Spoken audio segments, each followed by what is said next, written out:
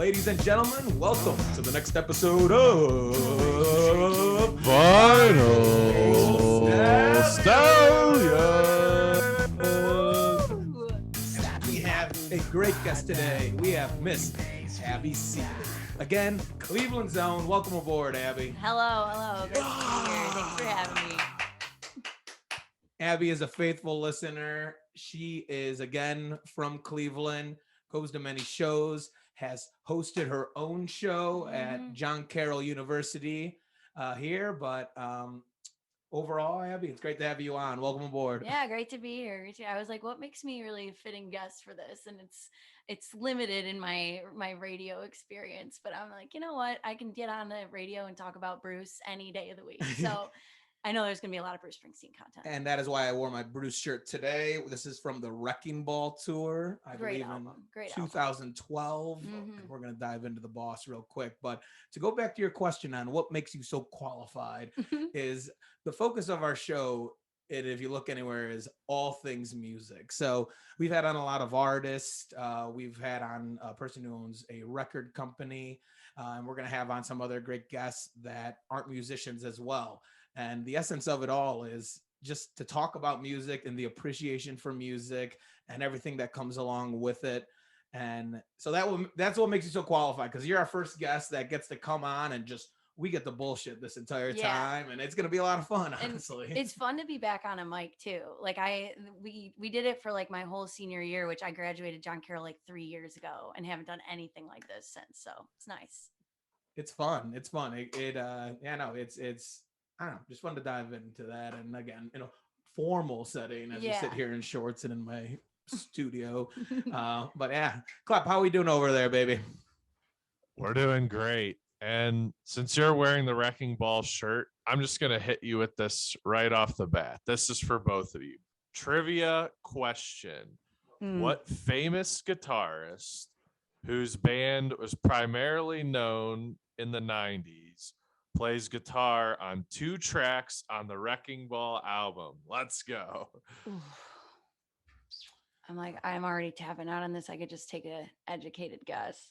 So I guarantee you know who he is, though. All right. So I'm going to take a guess that it is, and it's from probably in the 90s. I'm going to go with but Tom also Morello. The 2000s. Tom Morello. Ding, ding, ding. Oh! Tom Morello. Tom Morello. And the only reason why I went with that is, so the tour after, Bruce did the River tour, like 25th anniversary or something, which actually you were on or you said you went to that show as well. And Tom Morello played that entire show with the E Street Band. They did the Ghost of Tom Joad, which is just a very, I don't even know how to describe that song. It's like kind of dark. I mean, I guess it fits the title of it, but it's like spooky. It's unsettling, unnerving. Like, yeah. Exactly. And Tom Morello just does his classic Rage Against the Machine, like the whole concert. But yeah, so that was my educated guess, honestly. Well, I'm glad you spared me having to take a guess, because I was at a loss. Oh my god. But yeah, I mean, that was my only time seeing the boss. February 23rd, 2016. It was a big day. It was a big day. And I got to see him with Julie, my sister, how I know JJ. And she was my biggest like Bruce influence too. So it was only right. And it was awesome. I mean, like we didn't have good seats or anything like that. I remember you talking when you guys did the other episode reviewing Darkness on the Edge of Town, like your first Bruce encounter was 8 years old in the pit, like catching his sweat on your face, like right in front of Clarence. Yeah. And that's like unbelievable. And we were like opposite end of the queue, like long ways and all the way up top. And you could still feel, like I can attest from being in the rafters, like you could feel his power. Like it just spreads throughout the room. And yeah, it was crazy. That show was immaculate. That was probably the biggest on my list. Like I've gotten to a point where, I've seen most of my absolute favorite artists, and that was probably the biggest one to check off. And like, there's nothing like it. There truly isn't anything like it, because he plays for so long, number one. And I think he just crossed 70 years old or something recently. Yeah. And he keeps it. I really enjoy how he keeps the whole floor open, so you can like sit up front. There's like stage, but it goes all the way back to like that area. at some points he turns the lights on even and lets just everyone dance down there. And again, like you said, brings that energy. Yeah. Like we were talking before we even came on here, how just, will Bruce ever stop? Like, yeah, like he's like I described him, I'm like, he's a steaming locomotive. I said earlier, like I feel like he's gonna do what Elton John's doing with this like 3 different like finale tours or farewell tours. And like he's just never gonna lose steam. And I hope he doesn't as well, because I'm craving. So that was again the last time I saw him as well. And he hasn't toured since. Yeah. And that's like, would you say February 16? I remember driving up from OU for that. And I really hope he comes. I said, and I've told Klep this as well, next time Bruce even hints at a tour, I will be buying about 30 tickets with my padre, get in the limo, and we will be finding people to fill that and dancing our ass off just in like the back of the floor. And and money is no object. No, this is the boss we're talking about. I've already priced out the limos too. Let's go, Klep. Count me in. We at least got 3, make it 4 with your dad on the head count for that. And again, you shouted out Julie. Shout out to Nurse Julie, one of my best friends from high school, college.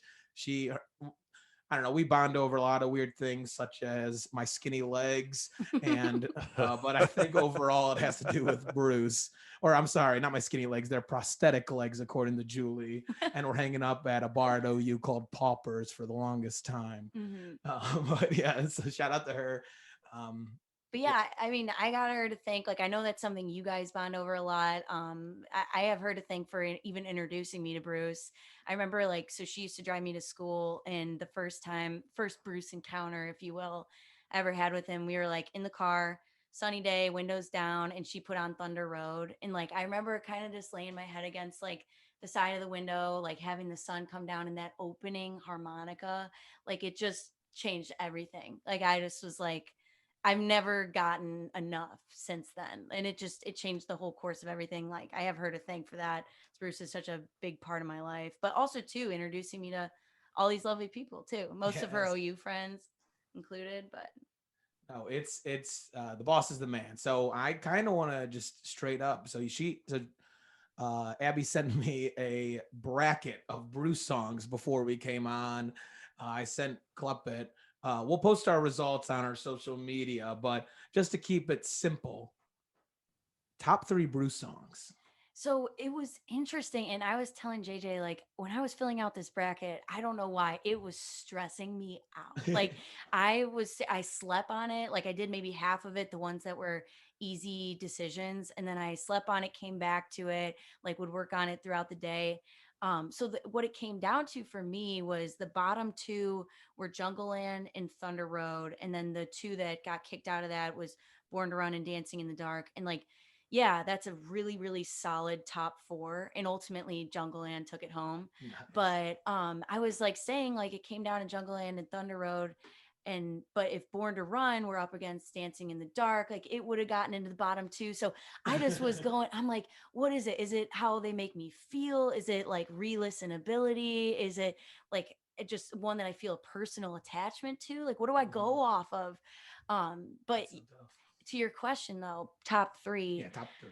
So I'd say, and I go back, I like have mulled over this for years. My favorite Bruce song is Growing Up. But the version from Tracks and 18 Tracks, like the demo version, I guess, mostly acoustic, because the one that he played at the River Tour, it was the one from Greetings from Asbury Park. So it's got like more piano in it too, but the totally acoustic one, and it's so raw, stripped down, and like he sounds really young too in the recording. I mean, it had to be like early 70s, I feel like, one of the like first ones he put out, but that would probably be number 1. That just takes the cake. I don't think Waiting on a Sunny Day was on that bracket, but that would have gone really, really far. That is a bop, and he plays it so much live. Like recently, he always brings like a kid on stage to like sing. Yeah. And then, but Jungleland, rightfully so, took number 1. Rightfully so. And then earlier on in the bracket too, it came down to Thunder Road or Rosalita. Rosalita would be up there in my top 5, no doubt.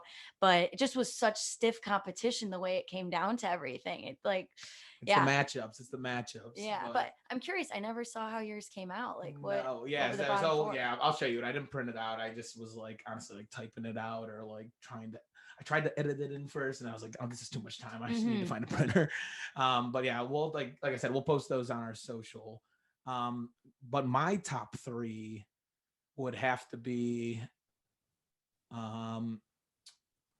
so number three, this is going to be a deep Bruce one, but one that just hit home with me from in the early 2000s. My dad would always play it in the car driving to school. And like, I honestly heard it a couple days ago and was like, holy crap, this song is amazing. It is Mary's Place off the Rising album. And that is a party, as Bruce says it. Let it rain, let it rain, let it rain. And so that one hits home with me. And then from there, I think I have to go Thunder Road.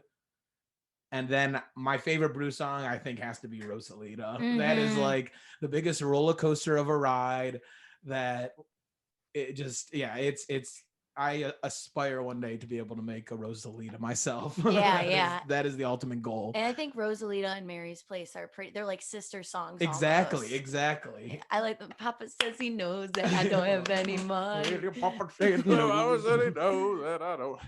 I'm always in the car. I'm like drumming on the steering wheel, clapping along. And then the piano slides in. Yes, he goes, here's the last time. It is not a ratified romance. Oh my gosh. They are some songs. And I loved, so the brackets were broken up into girls' names that Bruce talks about a lot. So we had a Sandy bracket, we had a Rosie bracket, we had a Mary bracket. And then Sherry. Oh, Sherry, yes. And what was the other one? I think it was Rosie. I think Rosie, Mary, Sherry. Okay, so Mary was. Yeah, I think so. But and Sandy, yes. Yeah. That it's funny you said that about like one of your top or your bottom ones being Mary's Place because it's from The Rising, right? Yes. Correct me if I'm wrong. So like it was interesting. You pointed out my bottom four had 3 from Born to Run. Yeah. And I think for the most part, the trend on my bracket was like earlier Bruce, like most of the time took the cake over anything past like at past 2000s, yeah. I think. No, it is. Now, Klep, I'm interested to hear you. So I guess I didn't do the bracket, so I don't know if these choices aren't possible because they would have gone up against each other. But I guess I'll go from number 1 down because I'm still actually not sure what number 3 is. Number 1, though, definitely Rosalita. Yeah, definitely my favorite Bruce song. Number 2 has got to be Spirit in the Night. Ooh, that's a good one. I just love the saxophone in that one. It's really sultry. All right. Yeah. I just love that. I love a little call and response. Yeah. He kills it. But yeah, number 3, I'm deliberating between Adam Raised the Cane and the E Street Shuffle. So I don't know, like I love Bruce's singing in Adam Raised the Cane, but Clarence at the end of E Street Shuffle is absolutely insane. Yeah. E Street Shuffle is another one that's kind of like close to Rosie and Mary's Place, like just a straight, just like party. Yeah. Oh my line. Yeah.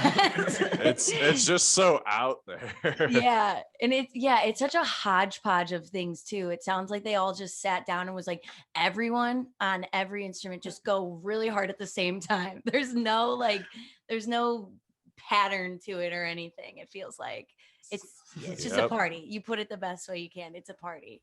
It really is. Yep, that's the winner. We're E Street Shuffle comes in 3rd by a hair. Hell yeah.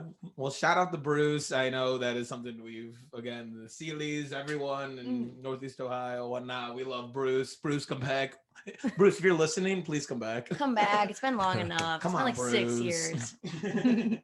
We need a new tour of because he's put out like 2 albums as well. Yeah, right. I thought we were gonna get one with Western Stars or Skies. I didn't get to into it. Like right at the pandemic. Again, Western Skies, but the other one, Letter to You, was good. Was really good. It felt very reminiscent of like older Bruce. I could hear like influences from different albums. It almost felt like. And there's that thing, I don't know if it was on Apple or something, but there was just a whole documentary and he walks through each song and like So each, I'm pretty sure the whole album is dedicated to like his first band.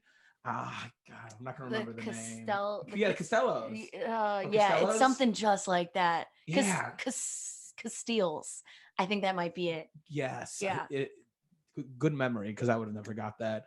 But yeah, so it was, the whole album was dedicated to them, and because Bruce is the last surviving member of that entire band, and so it's a letter to you, and he writes it to like all the members and whatnot. So that's it's fresh in my brain because I re-listened to Springsteen on Broadway, which love the poster, by the way. Yeah, shout out to my dad. He got that for me. I didn't actually go, but that's an incredible concert as well. Yeah.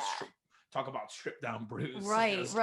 Right in front of you. And like as intimate as I said, like the show I went to, from being all the way in the back, like this is like, it's like Bruce is just talking to you one-on-one, just telling you stories. He's like in your ear, like it's something else. But yeah, he like, I like the show too. Which clip have you seen it? Springsteen on Broadway? I have not. No. They had like a taping on Netflix, which is the only way I saw it. Like I didn't go. But yeah, he like there's cool chapters to it. He like talks about like his childhood, his relationship with his dad, mom. Both of those things I know were really influential in his writing, especially with his dad. But then he talks about like his early days, getting started, getting out on the road. And so that he references those times with the band, the old school guys. And he did say that a lot of them had passed too. Had a really interesting bit about another band, like a couple guys he had played with at some point, and how they were drafted and they ended up, not making it home. And it was really crazy to hear him like go through the early days and people he was playing with and stuff. Yeah. He was a scrapping boy back then. Yeah. I especially relate. There's this one part, even during growing up, which was cool. He played the version I really like in his on Broadway thing. He was like talking about when he first was learning to play guitar. It was like his mom's hard-earned cash to rent this guitar because they couldn't afford to buy it. And he just was so frustrated with how hard it was as a little kid. And so there was like, it came a time after like a week or two, he was playing, he was getting so frustrated, and they were like, we're going to take this thing back. Like he almost didn't pursue it. But before they took it back, he put on his first concert in his backyard with like all the neighborhood kids, and he's talking about how he couldn't play for shit, but he could pose with it, he could dance around with it, and like just feel like a little rock star on his own. And like, so I play a couple songs on the guitar myself. Like I'm walking in here like impressive, seeing a lot of Spruce tunes too. I'm like, this dude's way beyond my level. But no, I'm not. I'm making it up as I go. But there's a couple songs I know by heart and I sing to them like as I play. I mean, not well, but I do love to sing.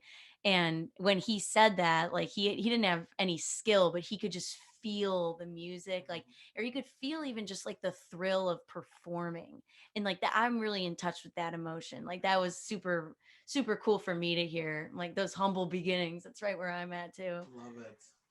No, you got to start somewhere, but it all starts with just believing in yourself. Yeah, I can roll my eyes at it, but you got to be your first fan. Yeah, and kind of just committing to it too. Mm-hmm. No matter how garbage, you're like, we're coming along. We got the G chord down. Oh my God, my fingers are bleeding. Right. The calluses are still there too.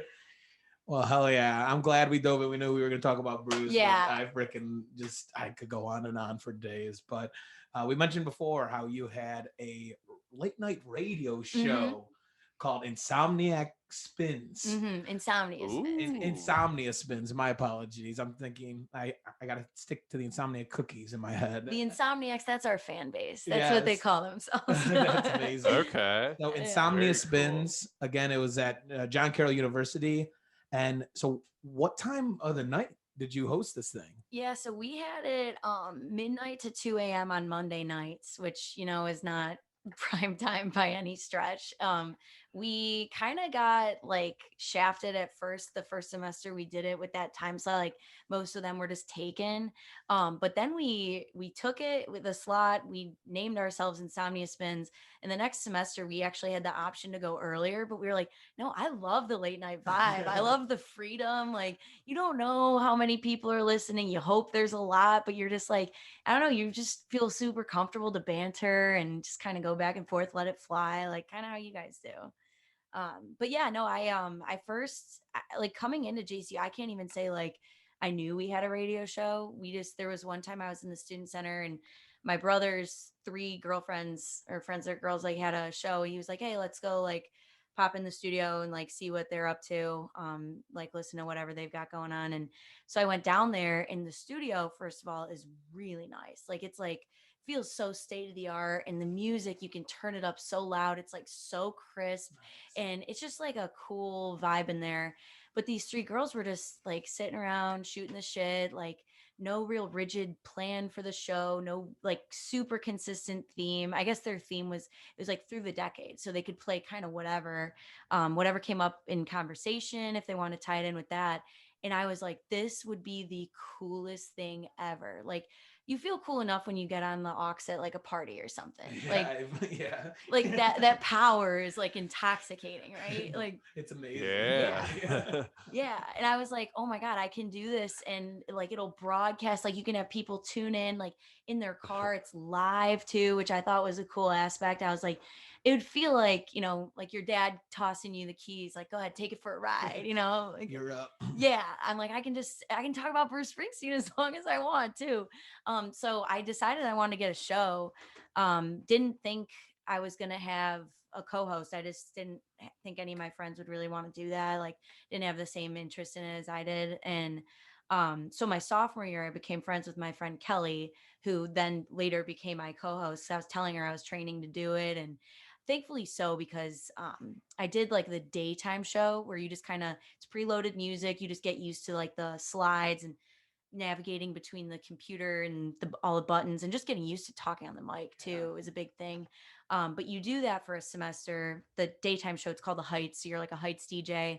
No one really like aspires to be a Heights DJ. It's just kind of getting the lay of the land. But what you do is like you get on maybe every 3 songs or something, recap what you just heard, maybe say a little like factoid about one of the artists or their album or whatever, and then kind of preview like on up next, we've got something coming up by Bruce Springsteen and Elton John, whatever, and like you just kind of send it off that way. And then during those next 3 songs, you're looking up more stuff to say the next time on the mic. There's not a lot of creative liberty with it. So it's like, it's cool because like it's kind of a thrill to be on the radio, but that you do it more so just to kind of get the hang of it and stuff. So I had that experience of not, talking back and forth with someone, like no one to like banter with. And that was really hard. So I was really glad that I ended up having a co-host, because otherwise that would have been tough. And I mean, you guys too, like, I know you got like a lot of crossover interests in what music you listen to, and kind of like you guys can banter back and forth. And that makes it a lot more fun to do, a lot more fun to listen to. Absolutely. No, it's very easy. That's the whole reason why we started this thing.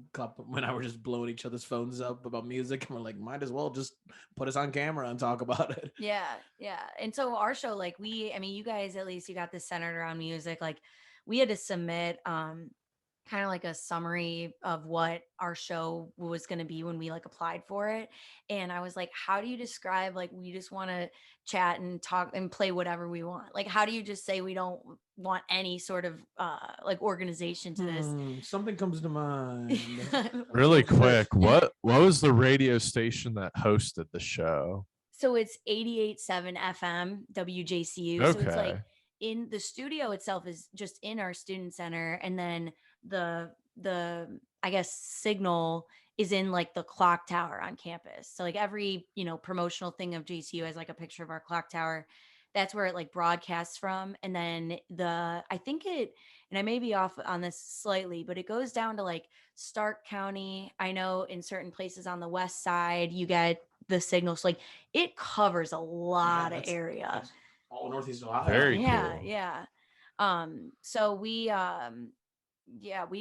submitted this thing, and I was something like, enjoy the Seinfeld-esque bantering. That's what I was thinking of with the show. Yeah, right. Like of two like college, like it's kind of a look into a day in the life of like a JCU student, just like 2 best friends, like talking about whatever's going on in their lives and stuff like that. And it went in all these different directions, because like I know it's kind of your style, like you just bring someone in and like whatever they bring to the table, you just kind of rock it with. And so like we had our friends on, and our friends had like cool, fun, interesting things to talk about. But then also we had people like, we just be in class. I mean, there was this kid like Billy who was just always like goofy, like off the wall, like, and he just was fun to listen to and be around. We're just like, hey, you want to come on our radio show? Like, and we That's would be awesome.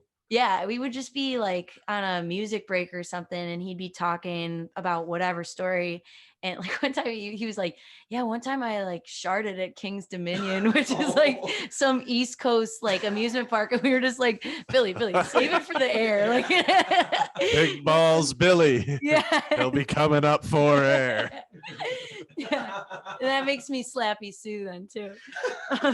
But no, we were just like whatever. And like we would just have so much fun. Like it would whatever you wanted to say, like it went. We had this one girl did like during our show. It wasn't what we talked about, but she did like the banana and Sprite challenge. I guess you like eat 2 bananas and drink a liter of Sprite and like try not to throw up. Like, but it was like, all right, whatever you want to do. Like, yeah, it's fresh, it's different. I mean, we would just check in with her periodically. At these examples, I'm realizing are not making the show sound that riveting. What are you talking about? This is as unique as it gets. This is like what people watch. Yeah, is it still on?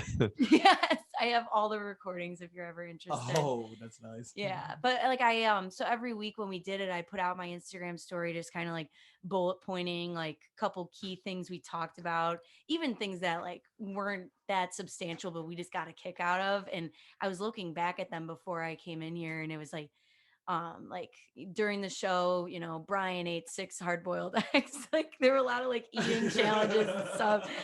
It was like me and my co-host, like we love ASMR. Like I don't know if you guys are familiar. It's kind of like it's kind of like satisfying sounds, but they're like relaxing for people. Like, yeah. But it's like such a wide variety, like that term. It's like being like, oh, I like music. Well, that could be so many different things. Like can be anything from like rain sounds to someone like tapping their nails on something glass. You know what I mean? Like it could be anything. What was the term you used? ASMR. So ASMR. It's like it's an acronym for like autonomous sensory, I don't know, whatever. It's something that it's like sound therapy, but it always just organically came up on our show. I don't know why. And so like there were a couple bullet points. I'd be like, once again, Kelly and I like embark on our journey for ASMR acceptance, because like a lot of people think it's kind of weird, but like whatever just came up, awesome. We just roll with. And then if the topic just got like tiresome, we're like, all right, we're like losing people. I feel like we'd just be like, all right, well, Kelly, what are you feeling? I got 3 songs up on the queue. Like we want some Leon Bridges, Father John Misty, or Mumford, and she'd just choose. We throw it to that, kind of just organize a little bit during the break, get back to it and do it on the fly. And it was so fun. I mean, that's great experience nonetheless. Yeah. Like you were working a soundboard, like you said, you were like being able to move those things. And it's different than, I don't know, like a podcast or like a different show, because you do have that time to regroup when you're playing those songs. Yeah. And I feel like that is like, I don't know, like awesome to be able to do. Be like, all right, next time we have 10, 15 minutes, like what are we throwing in this segment? Ready, go. Yeah. And I guess I didn't think about that aspect. And it was good for us to do that. Just like, all right, we'll organize and then we'll just talk about it. Cause our first show we tried to like really plan it out, and it was a train wreck. Like we've listened back, it is so cringy, and like it's just us trying to be casual, but we're so rigid at the same time. Like we had a couple stories where like, oh, let's like kind of segue into that, and it'd be like it just didn't fit at all. So we were just much better just like hanging out with a microphone, you know. But yeah, I mean, we would switch back and forth who was on the switchboard, which was nice. Cause sometimes you just got to come and kick it, but that meant, whoever was working it would kind of be the one in charge of like queuing up whatever. And Kelly and I, like, we have pretty different music tastes. A lot of stuff we would kind of try to tie in. So she and I like studied abroad together in Galway, Ireland. And I feel like there's that running joke, like everyone who studies abroad always finds a way to bring it up. Like this is me doing that right now. And like, can't relate. Yeah, it happened a lot on the show though, too. Cause that's like really like where we became friends, but I like a lot of Irish music. So like, it would be cool. You know, we would talk about someone and I'd be like, and this is, you know, someone I saw live in Galway. Here's the High Kings or here's the Saw Doctors or something, you know? Yeah, it was pretty sweet. And too, those like that experience, like I'm bringing up Galway, but like it's such a cool place for music in Ireland. Like its tagline, and I don't know if that's like an official thing or if it was just printed on all the tourists like t-shirts and stuff, but it's Gaelic and I'm probably gonna butcher it, but it's like crack and kale or something like that, and it just means fun and music. And like that's just what the whole city's like built on. I mean, there's more, you know, pubs than streetlights, you know. It's like it's really really, and then in every pub they've got a great music scene. They've always got live music. I can't really even think of a pub that didn't have live music all the time, and it's good. So you'd find any array of things. You'd find your like traditional Irish music, which is awesome. There were like pop pubs, kind of clubby time like places, and then you know, people that would just be doing like acoustic covers. But on any given night, they're just like the choices you had, and you couldn't go wrong. Like it was, amazing. Yeah, it was sweet. Shoot, that sounds awesome. I mean, it's just like, I mean, that's what I look for when I go out nowadays. It's like Klep and I were down in the flats. We went to a club and next door was live music. And we were like, why don't we just go over there? And like, it wasn't just even like in the bars too. There's a big like street performing scene. So like, really? Yeah, every block where you're not going to like overlap sound, you know, like once you're out of earshot of the next person is another person. And these people are like, you can't believe it's free. Like they are just so incredibly talented. That's very cool. Yeah, there's a lot of pictures Ed Sheeran used to busk in Galway too. I guess he has family in Galway, and there were pictures I was looking at like even just before I came here that he played when he was like 14 or something like that. Got his start performing there and like getting experience that way. So yeah, it's definitely it's sweet. I think that's something we about Galway, yeah, like in general, like the music scene area. Yeah, it's something I think we miss out on here. I'm like, why don't I see street performers? Like, I don't know. Doesn't have to just be in Nashville or exactly. Yeah, that's like you gotta go to Nashville. Yeah. Yeah. All right, so now I gotta ask, because we got the Trapadelic shirt. So how did you meet the boys at Trapadelic? Yeah, so Rex is the one. Rex, the you know, obviously your guys' previous guest, but for the listeners at home, Rex, who was on this show, and the episode you guys did was really good. That was a blast. Shout out to Rex. Yeah, he's a good buddy of mine. We actually met like senior year of high school on Halloween. We were just at the same party, but we didn't know each other, and we were both going to John Carroll. So someone was like, "Hey, you guys should know each other. Like, be friends next year." And then yeah, we just became friends ever since. I remember like I think it was my junior year, he said he, you know, was like joining this band. There was a while he actually considered not finishing school too, so it was like, wow, you're really jumping into this, like this is, you know, something real. And I didn't understand that Trapadelic was so established until, you know, and he would come on my radio show all the time, and he's like, yeah, that was going to be one of my questions, is did he ever come on Insomnia? Oh yeah, he was a really pretty consistent guest of ours, because, you know, we'll bring on Billy and he'll talk about how he started that one time, but then you know, you'll get Rex on and we're like, hey, so you're back from opening for Sublime, how was that? You know, I just saw they played like that 420 Sweetwater Fest or something like that, and there was like unbelievable lineup there. Yeah, Goose was there. Humphreys McGee. Yeah, big bands. Yeah, and their own Sweetwater beer now too. Yeah. Like that's and he you know, missed some school at one point because I think it was around like Christmas time, I want to say. They toured, they went on a cruise in Belize and like all this. I mean, and now this is just his norm. Like I know the band's doing stuff like that all the time, but it was just so crazy. Like he'd come on and we're like, I can't believe we didn't have to like book you. You know, he was just hanging out. We're like, hey, we don't have a guest tonight. You want to come talk with us? Or, you know, I know you guys asked him like the most bizarre thing that he experienced on tour. And like, he's just got those stories for days. So we'd get him on there. We're like, do your thing, dude. It's so cool. Exactly. And it's, yeah, like, I don't know, shout out to you for like hooking that up and being able to get Rex on, because I mentioned in that podcast, shout out to Abby, and we said we could have her on, and here she is. That was really awesome. And then, but like you, so you have like funny story as well, like, because when we talked about coming on the podcast, the back of your phone had a person or a band that I recognize in the Cleveland area. Yeah. And they are the Dupertones. So if anyone needs a visual, you can look up the Dupertones Lakeside Dance on Spotify. But yeah, so one of the members of the band, I guess, Mac Peterson, shout out Mac. He's gonna be surprised that I'm talking about him on this. I hope we get them on, because Peterson, our Ed's boy, so I know them. Yeah. Well, he dropped this album like early March, and I saw him out. He was distributing a bunch of stickers for the band, and he just gave me one.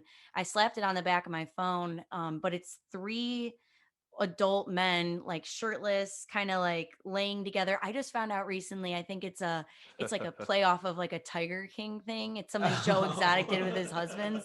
And if it's not, because someone saw, I was like, oh yeah, Tiger King. If it's not, like, it's like a spitting image serendipitously. But no, I put this sticker on my phone, and like, just because it's really noticeable, raises some questions. Like, everybody asks me about it, and I feel like the number one like Dupertones promoter at this point. You're just walking promotion for them. Yeah. But pretty good. Check them out for sure. Yeah, check them out. No, they are, like you said, just put out an album, and just playing out and starting to get stuff going around Cleveland. It's another good Cleveland band. Yeah. And it's crazy. Like when you brought up like the guests you were coming on or bringing on here, like a lot of people came to mind that are just like, amateurs that play around town. I mean, amateurs, but like, I recently saw my friend's little brother at the Happy Dog, my first time like going there. And it was such a like professional show. And it's like, this is crazy. I think it was like $5 or something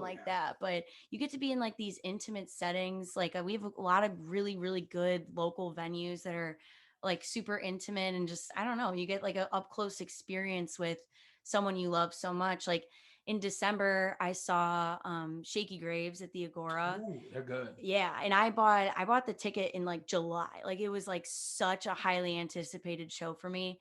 And the Agora, I mean, like, it's like, I think of it as like the House of Blues' older sister kind of thing.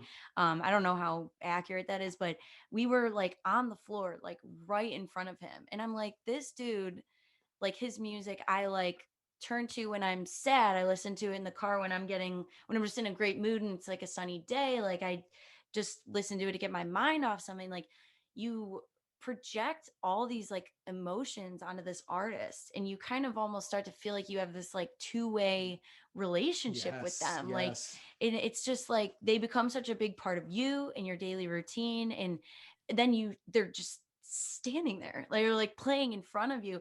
And they're human. It's not like just a voice in your ear, which is just like, that's awesome. Yeah. And like, you just like, it's crazy to me because I mean, they're just like right there in front of you. And I get kind of emotional at concerts. Is that like a relatable thing to you guys at all? Like, there was absolutely. I will never. Yeah, like I've cried at a concert before. Oh my God. I'd be easier to count how many I haven't cried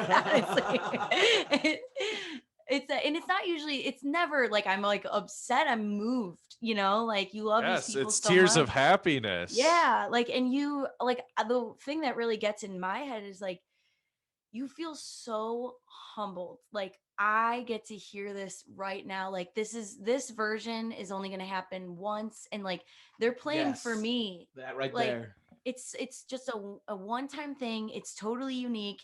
And, like I said, you project all this emotion. So like, I'm listening to Shaky Graves sing like Tomorrow, which I think is probably like his most popular song, but I'm like, this song like means so much to me, and like, it's happening right now. Like, it's just such a humbling thing, and I get so overwhelmed, and tears just start flowing, dude. I mean, it's relatable because you hit the nail on the coffin, that just like no one else is going to experience this right now. I don't give a shit how much money this costs. Like, I am here right now, and I've never regretted like paying X amount of money to go to a concert because of that right there, and going back and being like, no one else is going to experience this. Yeah. No one else. And it's intimate. It is.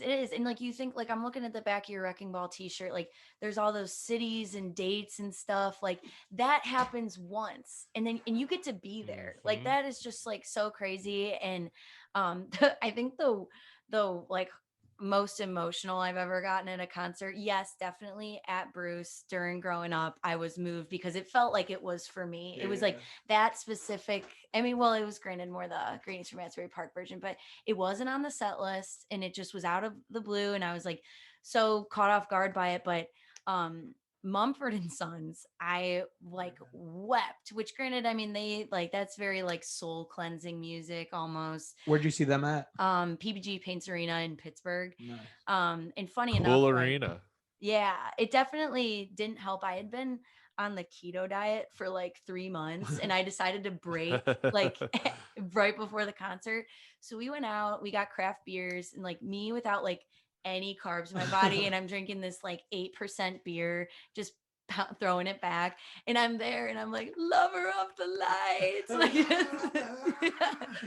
I just remember being like, knowing in my head I was being like way too much, like I'm like, you gotta die, like relax. No, but way. It's just like, you just start to think about it, like you are right there and you mean so much to me, and like I said, you know, I turn to you when I'm happy, sad, like it feels like they're like a friend of yours, you know. Yeah, there's this, I mean, if we keep bringing up Bruce, like I was like, this is going to be a segment from E Street Radio, but there's this really cool documentary called Springsteen and I, and you're familiar? Oh, I've cried. Yes. In the theater with my aunt and my dad when we saw that. And it's so, oh my God. Cause basically what it is just like a compilation of like people's storytelling involving Bruce, like whether they had an interaction with him at some point in time, or it's just what the role he's played in their lives, and like just what he means to them. And like, yeah, there's a lot of tearjerker moments in it for sure. But you know, there's like, that's how I remember there's this guy like describing it, and he's like, you know, you listen to Bruce, it's like you're walking in their shoes, like from the perspective that he's talking about, like, you know, the song Factory. Like I listen to that and I'm this like hard-nosed blue collar, yeah, like just trying to get by and like all this stuff. You walk in their shoes, you smell their coffee, like you just have this like really, really like, I don't know, intimate's the best word for it, like intimate experience with like whatever their like subject matter is. And that's just like such a moving thing. That documentary is really good. If you haven't seen it, Klep, it's definitely, you just enlightened me to like be like, I've seen it twice, once in theaters and another time after I remember watching it, but it's been some time since that. But like you said, it's just like, because it's not a documentary on Bruce, like it's literally just about the impact he had on people, like Abby just explained. And wow, very cool. Yeah, Klep, you would very much enjoy that. And they're all over the world. Like there's people in Europe and I think like I want to say like South America, and like just like the reach that he's had, and it's just crazy. Yeah, I love Bruce. I know. I love Bruce so much. Bruce, if you're listening, come back. We miss you. We'll spend all our money on you. He'll be back. He has to be. Yeah. But and honestly, like you were talking about Elton John before and how he's doing like farewell tour. Like there have been artists that do that and then just don't stop. Like I saw Black Sabbath in 2012 and it was supposed to be their last North American tour ever. And they have like 2 albums out since then and have gone on several tours since that. Yeah. So like you never know what could happen. I'm not convinced Elton John's hanging it up. Yeah, I hope that's the case. Me too. You said you've seen him twice, right? Yeah, and I'm gonna see him again in July when he comes to, I think it's either the Guardians Progressive Field. Yeah. Wait, I guess I didn't. Yeah, my sister's going. Yeah, you can come with me. Yeah. Oh my gosh, I guess it's all baseball parks. Like he's hitting up PNC Park in Pittsburgh. He's probably coming to Comerica in Detroit. Yeah, I need to see like this. all baseball parks. I've seen like just like I'm just trying to get the legends. Like yeah, and I've hit Billy Joel. Me too. Yes, and I hit like obviously Bruce and like a bunch of other ones, but is one I have not seen. Mm-hmm. And it's like his show was a party. It was just so we were on our feet the whole time. I didn't know this. So me and my friend Christiana went to the show and we didn't even have tickets. Like when we got there, we just went to the box office. We're like, best you can do for whatever price. And they ended up being some of the best seats I've ever had. It was this like kind of balcony thing that almost hung over right next to the stage, but we say all we're like he waved at us, he was looking right at us. Yes. Who knows, but definitely like yeah, we were pretty close to him. I didn't know it, but a lot of people behind us weren't on their feet the whole time, and I saw Snapchats of a guy that I have on Snapchat, a friend of mine, from a like couple sections back. Yeah, and it's funny because he's like taking videos of Elton, and then you see this silhouette of these two girls just going crazy right in front of him. But yeah, you got to see him for sure. I will. All right, so you've seen Mumford, you've seen Bruce, you've seen Ellen. What are some other notable concerts that you've had in your lifetime? And honestly, notable to you. It doesn't have to be big. If you saw something really cool in Cleveland area around, like I don't know, I would just love to hear. Yeah, so I've seen most of my favorite artists I've gotten to see at this point. I've seen ABBA when I was a kid. What? That was crazy. And I'm not saying that was crazy, like, oh, what a time. I was pretty young, like, but I can cross that off my list. Like, oh my gosh, that's a giant one for sure. That was up in Chautauqua, New York. I've seen Huey Lewis. He's one of my apps. Like he's very near and dear to my heart. I've seen him like 3 times, met him 2 out of the 3 times because this venue was yeah, I got a picture with him too. I'll have to show you after this. But yeah, I love Huey Lewis. That's a big one to me too. Billy Joel was huge. I saw him my junior year of high school. And then Leon Bridges is a big one of mine. I saw him actually I'm gonna see him this Sunday. Yeah, he's coming. Wait, this Sunday? Yeah, May 8th. He's gonna be here in Nautica. I'll see him again. I'm seeing him later this summer in Columbus. Oh, nice. So did you see him at Nautica when he came like in 2019, I think it was? Yeah. So I was sitting on the other side of the Cuyahoga River listening to it. Oh, nice. Like from Nautica. Yeah. It's a good way to do it. I was just sitting on the other side of the blanket and just listening to it, and great content. Yeah. I crossed Shaky Graves off the list in December. That was a big one. Brandy Carlisle, I absolutely love her. Ooh. Started adoring her around like spring of 2019. And then Father John Misty. I actually went to his show alone. I didn't have a lot of Father John Misty fan friends at JCU. Like they all went to like other Southern Ohio schools, but he was playing at the Agora. And I was like, honestly, I knew my mom didn't want me to go alone, but I was like, I would so much rather just go alone by myself and have this like experience where I'm just absolutely enthralled with what I'm seeing than like someone else there who's only is kind of mediocrely into it. Like, so you're speaking my language. I've gone to like a good handful of concerts alone because I would just like exactly what you're saying.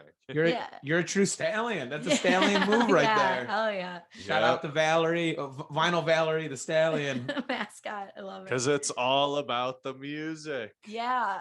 And I've gone to kind of a decent amount of shows by myself. It started when I was in Ireland, and 2 of the like Irish bands that I mentioned before, Saw Doctors and High Kings, were coming, and this for me was like the holy grail. Like, and my mom was begging me from back here in Ohio, like, please, I'll pay for their ticket. Like, get one of your friends to go with you. The venue was maybe like 15 minutes from my apartment by taxi. And I was just like, no, like, it's not the same if they're going to be there and like, just not, and they would have fun. Like my friends that I would have brought, like they can appreciate live music like any other person. But I'm just like, this is so important to me. And it's just me and them, you know what I mean? And that like energy that's created. So I saw both of them alone. I saw the High Kings alone twice, Father John Misty. And there was even me and my radio co-host, we went back to Galway in 2019. And, I said there was a really cool like busking scene, like street performing scene. Well, there was this one guy who always played on my walk to school, and James Dillon is his name, and he just had the coolest sound, like really, really raspy, really low voice. And he's like my age or something, just him and his guitar. Well, this dude became like the soundtrack to my semester over there. Like he just was like the voice. And oh my God, I would just be standing there listening to him for so long, just stopping your tracks by this dude. And when I went back in 2019, he's still street performing. I saw him. I'm like, James, dude, I'm like such a big fan of yours. I actually had I used my radio show like to promote his music too. Like I'd play the band that he's with, the Galway Street Club. Is their name. I highly recommend people look them up on Spotify. They're great. But I would play their songs, and then I sent him a sound clip and was like, dude, I'd love to interview you for my show. Because the street performing lifestyle over there just intrigues me so much. Like that's a whole different aspect that we haven't even thought about. Yeah. Like, and like street performers. Right. It's like his full-time gig too. So you're just out there like playing for change. Like, and I don't know, just seems like a really, really interesting kind of like bohemian lifestyle that I want to learn more about it. And the collective, like the Galway Street Club he plays with, like they've got people I know like from all over the world, and you got someone playing the washboard and then a horn section, strings, and like they all came together. So I had a lot of questions about that. Well, I promoted him on my radio show, sent him like the sound clip, and was like, can I just like, I'll buy you dinner or something. Like, can I just ask you some questions? It didn't end up working out because they were touring around Ireland when I went over there. So we like just missed each other, but I was really like interested in this like street performing thing. And I kind of forgot where I was going with this. I mean, it's a cool aspect overall. Yeah. Okay. Thank you so much. Cause that actually just gave me a chance to bring it back. Yeah. I just needed a second to gather my thoughts. No. So when I went back in 2019, I see him on the street. I'm like, James, like I was such a big fan of yours, 2 years ago when I was here. You were like the voice of my semester, like just like big fan of yours. You're playing in town anywhere? And he's like, well, yeah, actually we're playing in Dublin on Wednesday, which is like, I don't know if you guys are familiar with Ireland. It's like roughly the size of Ohio kind of, and then between Galway and Dublin it's like a 3-hour bus ride. And I was like, I don't know, it's like a lot of moving and shaking like while I'm over here to follow you across the country. And like I don't know, it just seemed like a big undertaking. I wasn't planning on going. And then Wednesday rolled around, I was still in Galway, and I'm like, what am I doing? Like, I love this dude's music. I never get the chance to hear him live anymore. I just see things on social media back in Cleveland. I'm like, what I would pay to go listen to him. Like, if I could just jump on a flight right now and just like go hear it live, I would do anything. I'm like, I can't believe I'm not doing this. So I realized maybe like 5 hours before the start of the show, I'm like, I got to get to Dublin. So I just jumped on a bus. Luckily they go between Galway and Dublin like every hour.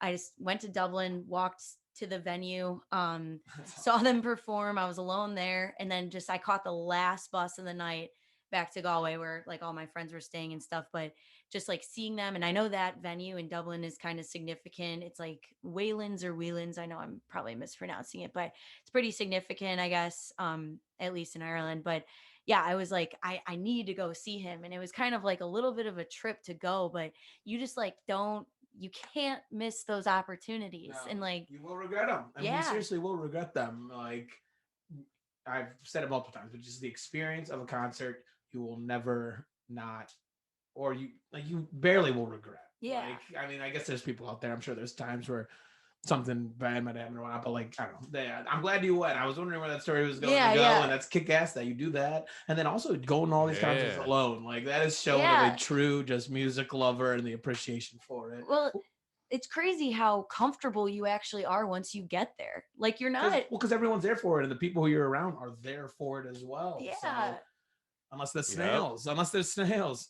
Yeah. And like, honestly, like I was in the back of that show for that guy in Ireland. I was kind of embarrassed, like, oh, you're alone. Like, you think people are going to notice you. No one's going to notice you. No one's paying attention to you. Like, and so I was like nursing a beer in the back. And then I was like, you know what am I doing? I just was like front row, me and just all these other people jumping together, like adoring them. But no one cares. Like, you just got to go. You got to have that experience. I think that might be the extent of like shows I've been to alone, because most of the time, everyone's down for live music, and a lot of these names we're dropping, like, they're big time names. Like, so you're not gonna have a hard time finding someone to go to Elton John with you, you know. But yeah, with me once. Well, that's kick ass. Yeah. I think Klep has a question. No, I just enjoying the story. Klep, I was setting you up for your question that you have to ask. Oh, okay. It's the one we ask to every guest, and that is, what is the most unique or bizarre thing that you've seen at a show? Ooh, that's a good question. I like the way you adapted that to Rex, like the most, and then like bizarre thing he's seen on tour too. Yeah. That's cool. Quick side note, while I'm kind of pondering over this, we had a question on my radio show that we asked everybody too.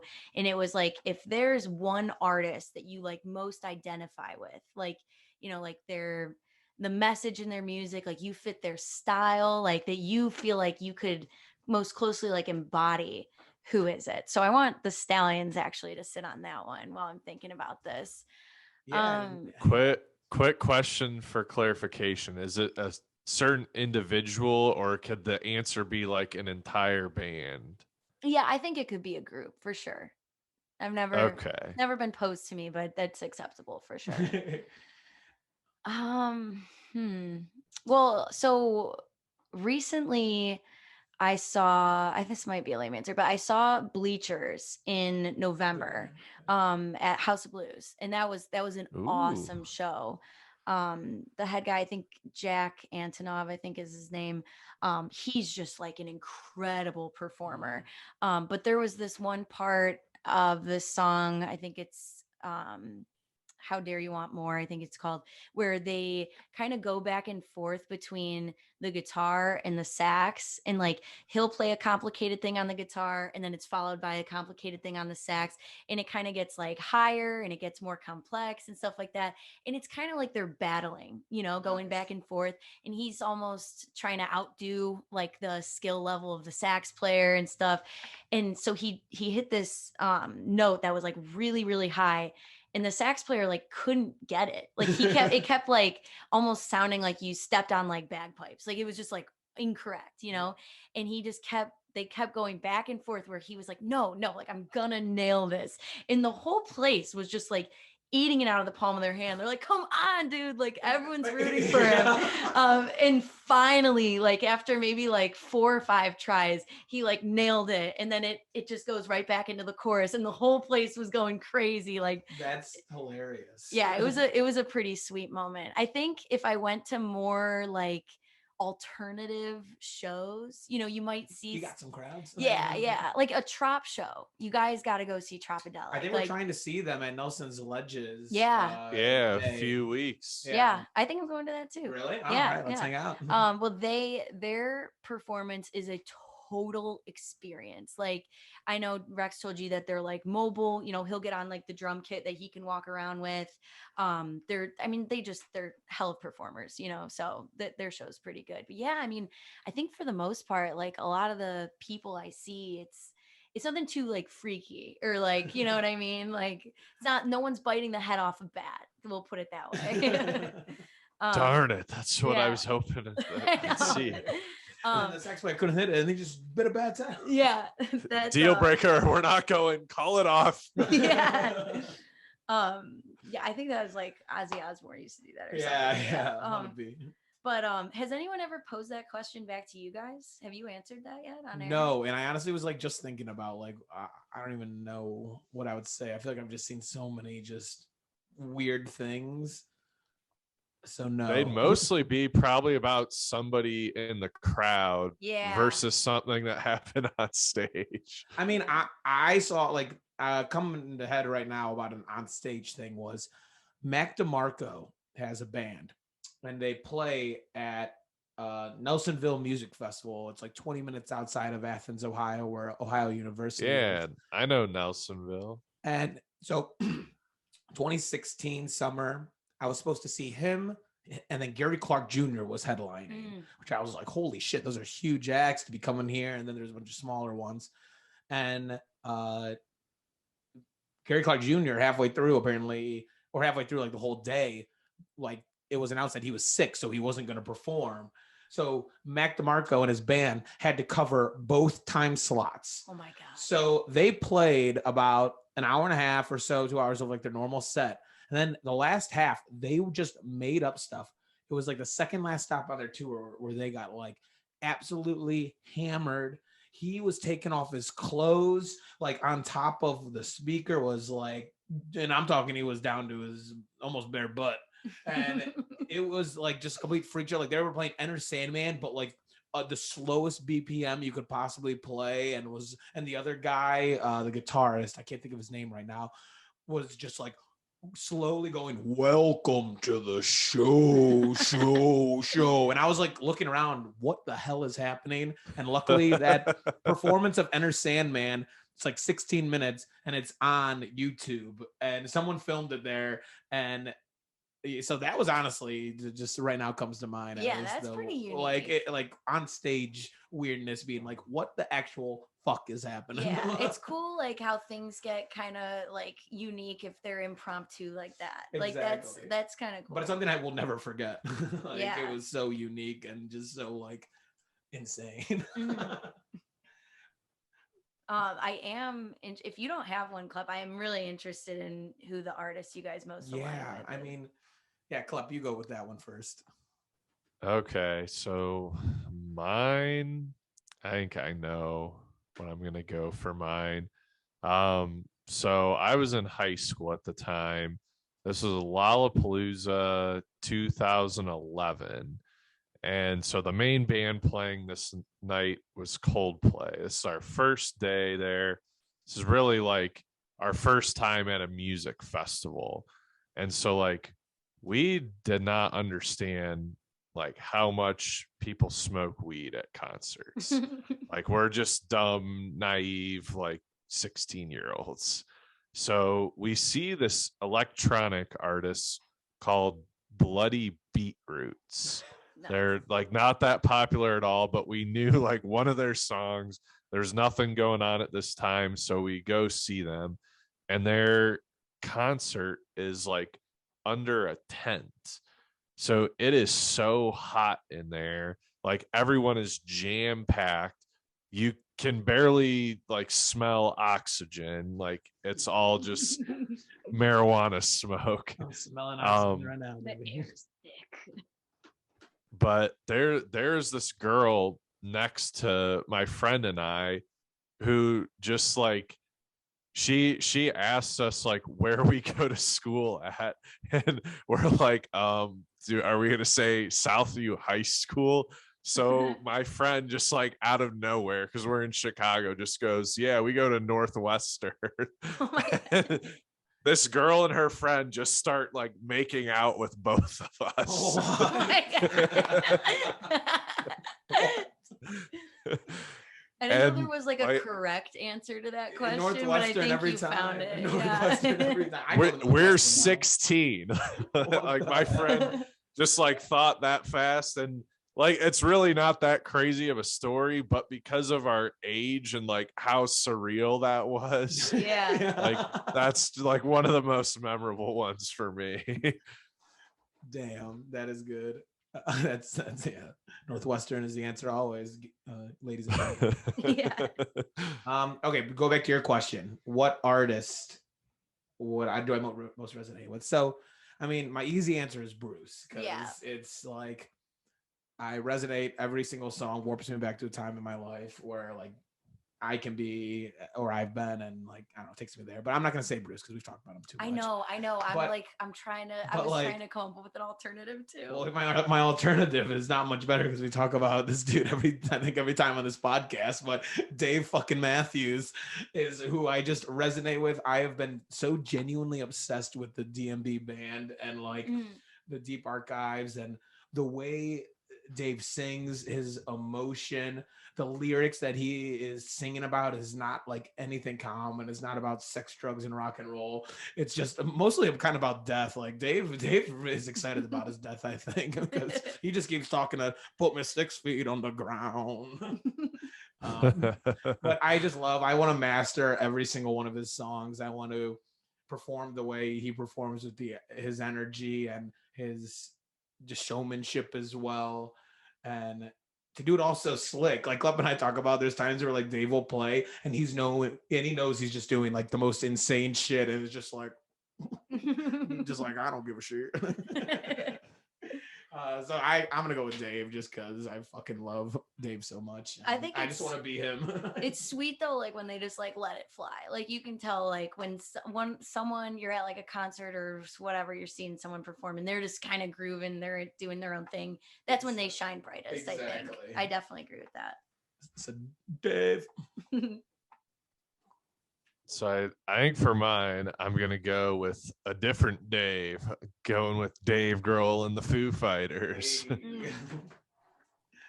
Dude, they're not like necessarily my favorite artist, but just like, I guess, who do I identify with the most? Like, yeah, like whenever Dave Grohl's in an interview, just like talking about like music philosophy or anything like that, I'm just like, that is gospel. Nicest guy in music, hands down. Everyone said it.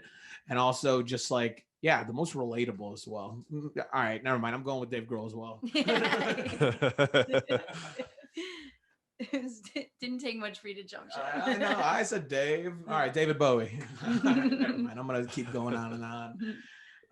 But Al, yeah, that was a good question, honestly. I think we should start using that because it's more than like the music. Like I said, Dave Matthews as well, like the stuff that he believes in. Like they just, all their tours like center around like just the earth, like, or like, I don't know, just focusing on the earth and like saving the earth. And they were like, I know last tour, at least in 2021, they were donating X amount to like planting trees and like helping that. So yeah, I don't know. I definitely just resonate with everything that he is and the good time and that he's about. So that's a really good question though. I really enjoyed that. And like, I think the reason we asked it, like, it just tells so much about a person. Like, it's not just like, who do you jam out to? Like, who do you like sing? And like, you kind of like, there's a different dimension when you're like meaning the stuff that you like sing along with, or like, I don't know, you just kind of relate to it, that when you can, even if it's not in a literal sense, like, no, I've never worked in a factory. I've never like,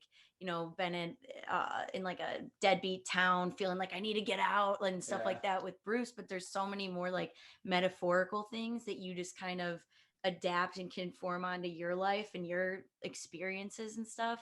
I just think it tells you so much about a person when you can learn that. And we would talk about, you know, if you had someone's vocals or if you had someone's like, you know, musical talent. Like, what was your answer for that question? That was going to be my question. No, for both. Yeah, so like you, I was like, I don't want to say Bruce. Like it's just feels like a gimme, but I have to. Yeah. Like, and it's not fair. It's not the, like I said, the literal sense of, there's a lot of like, you know, tough times in his songs of like worlds past. Like some of the things that he writes about just seem like only issues you hear your parents talk about, you know, like from their past experiences. And I'm just, some of it's not relatable, but there's a lot of it that, you know, I think what's it?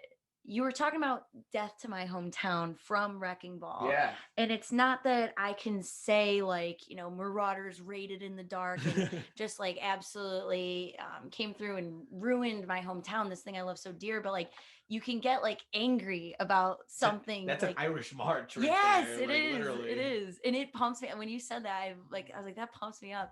But you can adapt it like to your life experiences. So probably Bruce. When it comes to the vocals though, I think it'd be Brandi Carlile. She has some of the greatest uses of like a voice crack. You notice like a good voice crack that just hits you right here. She's got a lot of those that are just immaculate. So I think it'd probably be her. Awesome. Well, shit, Abby Seelie, this has been a fantastic conversation. Yeah, well, honestly. shit, guys. We like the knowing that you have not just the experience on the mic and the radio, like on the radio, but you're telling us you're going to concerts alone. You're telling us you're asking the hard hitting questions. We're gonna have you back on. Yeah, that's the first time we've been interviewed on Vinyl Stallions. See, that's what I'm used to though, is just making other people talk. That's awesome. Well, maybe let's choose a fun album or something over the summer, and we'll just do like a review on that and kind of dive into like one of your favorite artists. Let's link up for that Trop show too. Yeah, absolutely. Let's do it. Shout out the Trop one more time. Shout out the Rex. Yeah, but thanks guys. This was a blast. No, this was fun. Yeah. I told you the conversation would carry, and I think we're probably over an hour at this point. Just for sure. With Bruce, and we're gonna end it with Bruce.